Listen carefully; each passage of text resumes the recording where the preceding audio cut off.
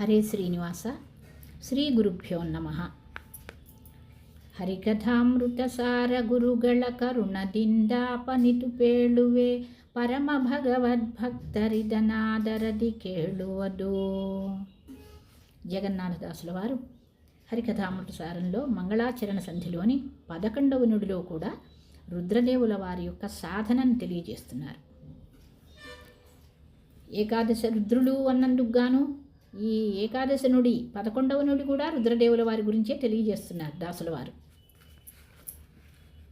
కృత్తివాసన హిందే నీ నాల్వత్తు కల్ప ಸಮೀರ ನಲಿ, ಶಿಷ್ಯತ್ವ ವಹಿಸ್ಯಖಿಳಾಗಮಾರ್ಥಗಳೋದಿ ಜಲಧಿಯುಳು, ಹತ್ತು ಕಲ್ಪದಿ ತಪವಗೈದಾದಿಚ್ಯರೊಳಗುತ್ತಮನೆನಿಸಿ, ಪುರುಷೋತ್ತಮನ ಪರ್ಯಂಕ ಪದವೈದಿದಿಯೋ ಮಹದೇವ.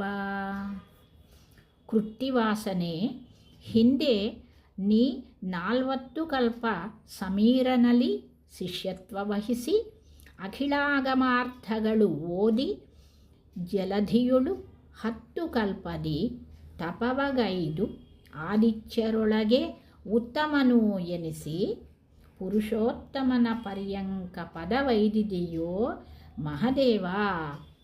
రుద్రదేవుల వారి సాధన ఎటువంటి సాధన అనేది ఇక్కడ మనం చూడవచ్చు. కృత్తివాసనే అంటే పులి చర్మాన్ని ధరించిన.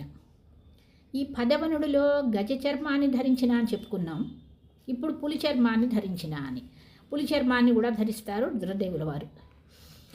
కల్ప అంటే బ్రహ్మదేవుల వారి పూర్ణమైన ఆయుష్యం, 100 సంవత్సరాల ఆయుష్యం. ఆగమ అఖిలాగమార్థಗಳು ఓది అన్నారు. ఆగమ అంటే వేదాలు. ఆదిత్యరొಳಗೆ ఉత్తమ నెనిసి అన్నారు కదా. ఆదిత్యరు అంటే అదితి మక్కళాద దేవతಗಳು, అదితి పుత్రులైనటువంటి దేవతలు. పర్యంక హాసిగే అంటే పాన్పు మంచం. ఇక్కడ కృత్తివాసనే ಹಿಂದೆ ನೀ 40 కల్ప సమీరనలి శిష్యత్వ వహిసి. కృత్తివాసనే అంటే పులి చర్మాన్ని ధరించినటువంటి రుద్రదేవా, నీ అంటే నువ్వు 40 కల్ప సమీరనలి. ఆ రుద్రదేవుల వారు రుద్ర పదవికి, ఇది రుద్ర పదవి. బ్రహ్మదేవుల వారికి బ్రహ్మ పదవిలాగా రుద్రదేవుల వారికి రుద్ర పదవి. ఈ పదవికి రావాలి అంటే ముందు 40 కల్పాల నుండి సాధన చేశారు. 40 కల్ప సమీరనలి. సమీర అంటే వాయుదేవుల వారు. బ్రహ్మ పదవికి యోగ్యులైనటువంటి రుజుగణం ఎవరైతే ఉన్నారో వాళ్ళంతా వాయువులే, 100 మంది. వాళ్ళల్లో లాతవ్య అనే పేరుతో ఉన్న వాయుదేవుల వారు. ఆ వాయుదేవుల వారి దగ్గర 40 కల్పాలకి పూర్వం నుంచి అన్ని వేదాలన్నీ, అఖిల ఆగమ అర్థాలు అన్నీ కూడా అధ్యయనం చేశారు. ఈ రుద్ర పదవికి రావటానికి పూర్వం 40 కల్పాల నుంచి సాధన చేస్తున్నారు, అధ్యయనం చేశారు. అట్లా అధ్యయనం చేసి ఆ సమీర పదవి, వాయు పదవికి బరువ రుజుగడు, ఆ రుజుగణంలో ఉన్నటువంటి వాయుదేవుల వారి దగ్గర వేదాధ్యయనం చేసి తర్వాత ఏం చేశారు? ఒక్క అధ్యయనమే కాదు, అనంతర 10 దినకల్ప 10 కల్పది జలధియుడు 10 కల్పది తపవగైదు.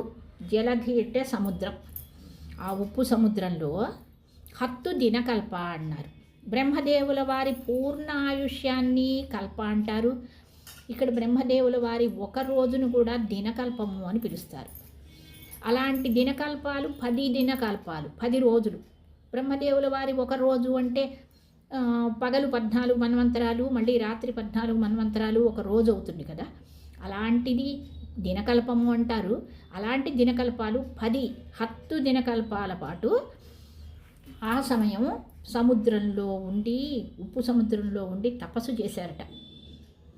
ఆ తరువాత రుద్ర పదవికి వచ్చారు. ఈ పదవి నుంచి తర్వాత పురుషోత్తమన పర్యంక పదవైదిదియో మహదేవా. దేవతల్లోనే ఉత్తములుగా ఉన్నటువంటి రుద్రదేవుల వారు ఈ రుద్ర పదవికి తరువాత శేష పదవికి వస్తారు. శేష పదవికి వచ్చి భగవంతునికి పాన్పు పర్యంకమవుతారు, పర్యంక పదవిని పొందుతారు, అంటే శేష పదవిని పొందుతారు. ఇలా ఇప్పుడున్న వాయుదేవుల వారు బ్రహ్మదేవుల వారుగా ఎలా పదవిని పొందుతారో మళ్ళీ కల్పంలో ఈ రుద్రదేవుల వారు శేష పదవిని పొందుతారు. ఇప్పుడున్న శేషదేవుల వారు ఇంతకుముందు రుద్రదేవుల వారు. ఇప్పుడు ఈ స్తుతి మనము శేషదేవుల వారి స్తుతి అని భావించవచ్చు, రుద్రదేవుల వారి స్తుతిగాను భావించవచ్చు.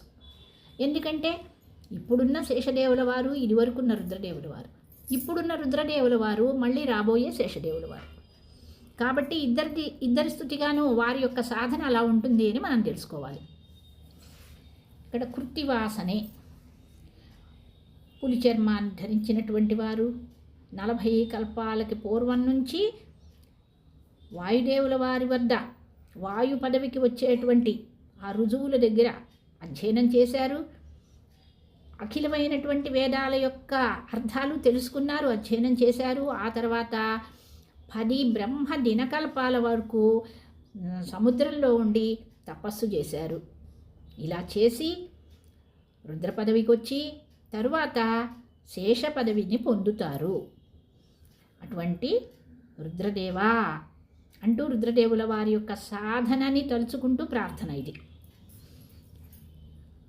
ఈ రుద్రదేవుల వారి సాధనని తెలియజేసేటువంటి విషయాలు వ్యాస సాహిత్యంలోనూ మరియు దాస సాహిత్యంలో కూడా అనేకమైనటువంటి విషయాలు ఉన్నాయట, విశేషమైనటువంటి విషయాలు.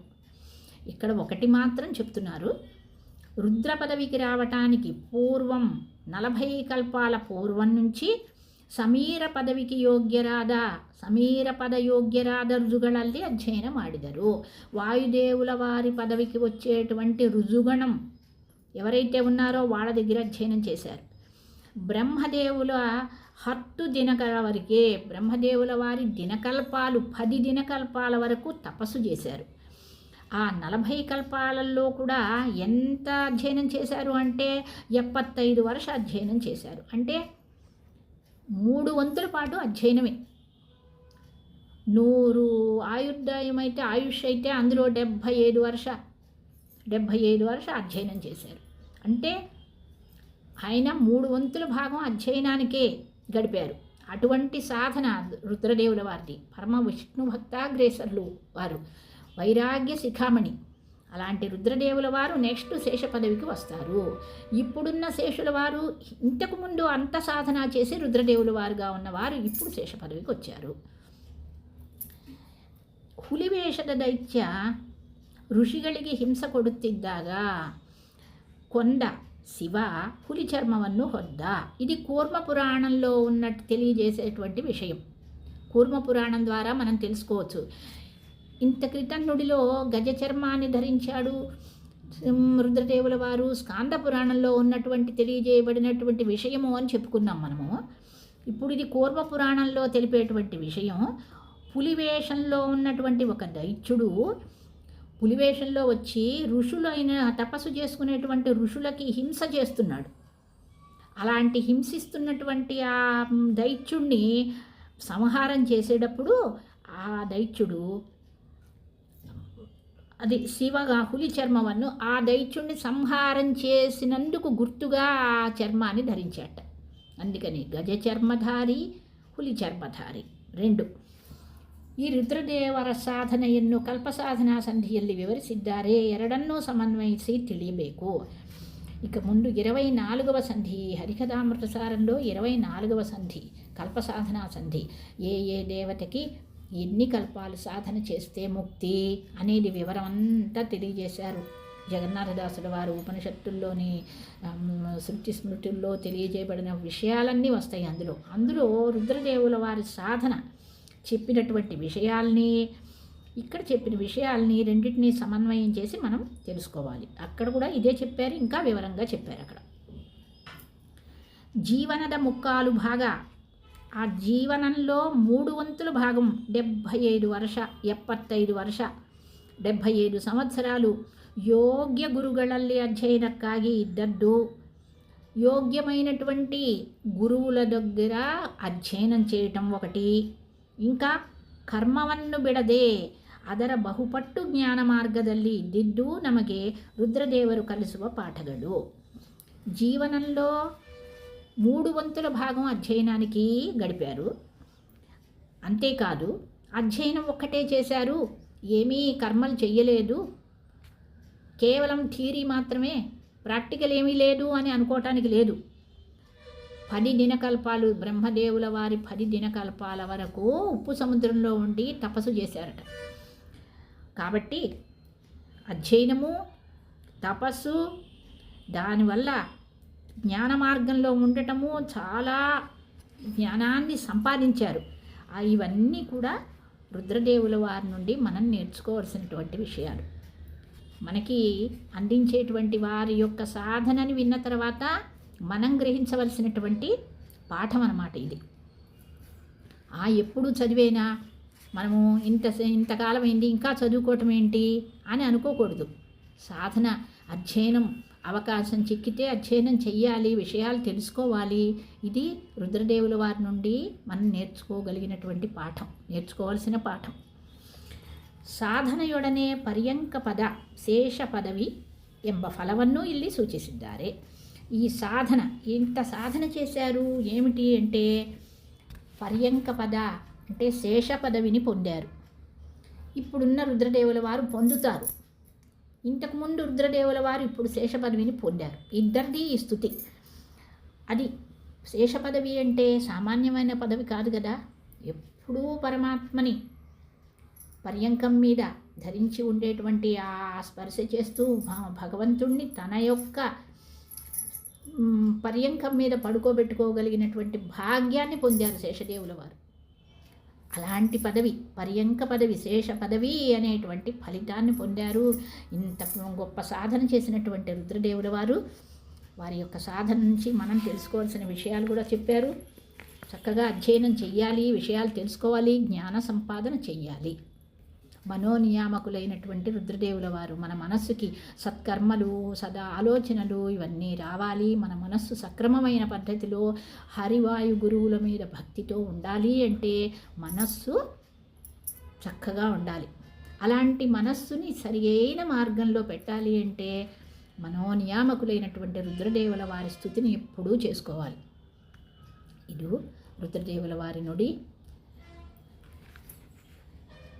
ಕೃತ್ತಿವಾಸನೆ ಹಿಂದೆ ನೀನಾಲ್ವತ್ತು ಕಲ್ಪ ಸಮೀರ ನಲಿ ಶಿಷ್ಯತ್ವ ವಹಿಸ್ಯಖಿಳಾಗಮಾರ್ಥಗಳೋದಿ ಜಲಧಿಯುಳು 10 ಕಲ್ಪದಿ ತಪವಗೈದ ಆದಿತ್ಯರೊಳಗುತ್ತಮ ನೆನೆಸಿ ಪುರುಷೋತ್ತಮನ ಪರ್ಯಂಕ ಪದವೈದಿದಿಯೋ ಮಹದೇವ. ಶ್ರೀ ಗುರುಮಧ್ವಾಂತರ್ಗತ ಶ್ರೀಕೃಷ್ಣಾರ್ಪಣಮಸ್ತು.